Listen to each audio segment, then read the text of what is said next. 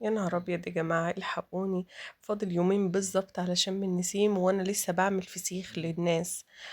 كل اللي يشوفني انا عايز فسيخ لشم النسيم من ايدك. طب يا جماعه، انا كل يوم افضل في الزفاره دي كل يوم اعمل فسيخ؟ لازم. عملت، انا لو قلت لكم انا عندي في البيت براميلات ولا بتاع الفسخاني، فسيخ الفسخاني، مش هتصدقوني.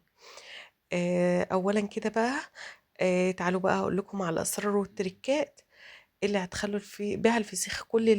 كل اللي هيدوق الفسيخ منكم مش هيخلي حد يعمل له فسيخ غيركم. اول خطوه بقى، الكيسه زي ما انتوا شفتوها كده خدتها حطيتها في مكان دافي من ساعه ما جبته. ده فسيخ مش دبار يا جماعه، ده فسيخ بوري.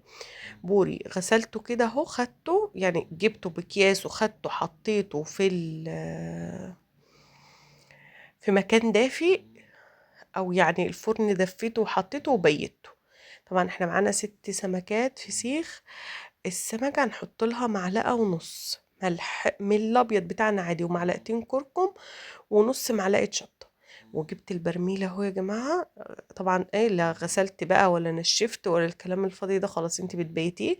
بيسر دمه وبيتنفخ، يعني يبدأ يطرى كده ويزبد، والتاني بقى اهو زي ما انت شايفه، وتحشي وتحطي وفي النخشوش اهو، ترشي رشة في الكيس من تحت او في الجردل، وتحطي في النخشوش اهو.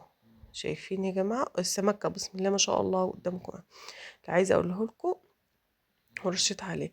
طبعا لازم نخلي البطن ما تبقاش بره، الظهر اللي يبقى في البراميلات، الظهر اللي يبقى في البراميلات، زي ما اللي يبقى جنب حرف البرميل، يعني جنب حرف البرميل بالظبط كده.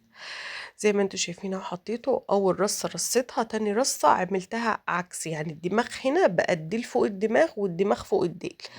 ورحت رشه بقيت البتاع، هو رشيت شوية كركم، بقيت الملح عليه، ورشيت شوية كركم، ورحت واخداه برضو في نفس الكيس اهو في الجردل، ورحت قافلة عليه. عايزة تعملي في الجردل من غير الكيس مفيش اي مشكلة، بس انا غطا الجردل ده فيه خرم.